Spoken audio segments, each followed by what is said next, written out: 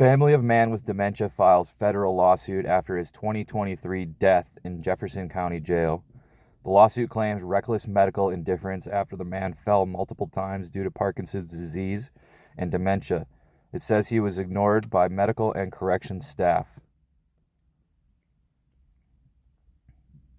The family of a man who died in the Jefferson County Jail filed a federal lawsuit against the detention center and its contracted medical care company, VitalCore, claiming the medical indifference towards the 76-year-old who had Parkinson's disease and dementia. The lawsuit claims reckless medical indifference towards James Purdy after he died of injuries from repeated falls as a result of his Parkinson's disease and dementia, which was ignored by medical and corrections staff. Denver 7 reached out to the Jefferson County Sheriff's Office for a response to the claims. Based on pending litigation, we're not able to provide additional comments or context to the story, a representative for the Sheriff's Office said. According to the family's attorneys, Kilmer Lane LLP, the jail didn't administer important medications to Purdy that he took for both his Parkinson's and dementia diagnoses. Making him vulnerable to falls and injuries, the detention center destroyed video surveillance footage for the first 15 days of his jail stay, the attorney said in a news release. The remaining footage shows more than 70 falls from July 10th through 18th, 2023, but records only reported a total of 4 falls, according to the lawsuit. Purdy was taken to the hospital to treat open wounds and bruises from those falls, the news release said, but he developed sepsis and meningitis a few days later. Sepsis happens when the infection-fighting processes turn on the body, causing the organs to work poorly. Meningitis is an inflammation of the protective layers surrounding the brain and spinal cord. Purdy's family alleged the Jefferson County detention facility violated the U.S. and Colorado constitutions, in addition to the Americans with Disabilities Act. The 76-year-old was an honorably discharged Army veteran. According to his family, he was diagnosed with Parkinson's in 2011 and was first arrested on April 9, 2023, after a woman filed a police report against him. The woman said she had a frightening interaction with Purdy, according to the lawsuit, but the document did not go into specifics. When Purdy was initially arrested in April, lawyers said he was confused and needed help from his wife and Jefferson County Sheriff's Office deputies to put on his shoes and pants. Officers completed what's called a book-through, where Purdy was logged in the judicial system and released the same day. The arresting deputy drove Purdy back home afterward and released him back into his wife's care. However, another investigator later followed through on a warrant for Purdy's arrest, and he was then arrested again on June 25th, 2023. Purdy was brought to the Jefferson County Detention Facility. If they needed to incarcerate him, he needed a safe environment, and they did not put him in a safe environment at all. I cannot believe that being in the general population of the jail, that you would have people who are severely disabled but did not take care of them, said Marilyn Purdy, Jim's wife.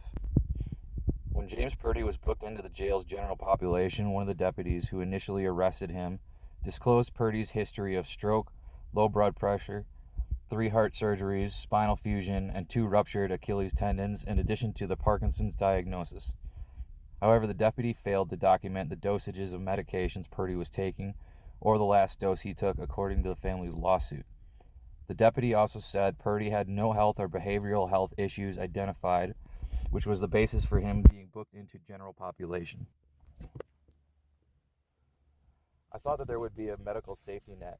This is a man that has significant illnesses.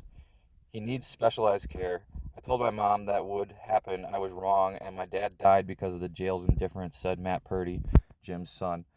Yeah, he believed that the government was going to take care of him. First mistake.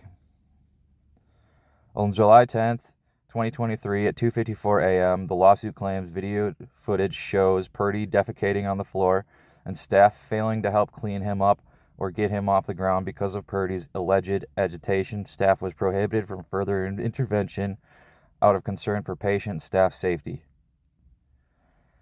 After many falls, Purdy died on July 30th, 2023. The family's lawsuit alleges the jail's contract with VitalCore financially incentivizes the denial of needed medical care because the company is contractually obligated to pay up to a certain amount of expenses for off-site medical care for each inmate. On Friday, Denver 7 sat down with Purdy's daughter, Brooke Grenemeyer, who described her father as charismatic and a very dynamic person. He was fun-loving and never liked to miss out on any adventure, so if someone came up, he was ready for it. She told Denver 7 that the videos of her father repeatedly falling in the jail are horrifying to watch. I would think that anyone who has a conscience could see that this man could not take care of himself and thus needed the help of the people around him, and those people refused to help him, she added. We also spoke with attorney Daryl Kilmer, who is representing the family.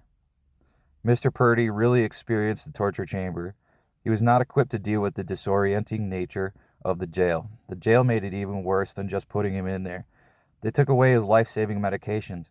His conditions were complex. He had Parkinson's disease, he had dementia, and he needed the medications, Kilmer said.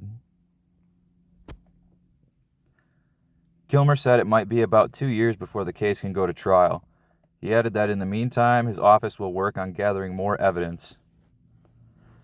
Here's a history of claims against the Jefferson County Jail. This article was posted on denver7.com. You can click each one of these links individually, do a little bit more research. Apparently, it's not their first rodeo with neglect, abuse, and torture in Jeffco. And that's the article. Tell me what you think in the comments. I'm looking for Purdy's family to receive justice here. Try and follow up on this case as it proceeds through the court system and report back.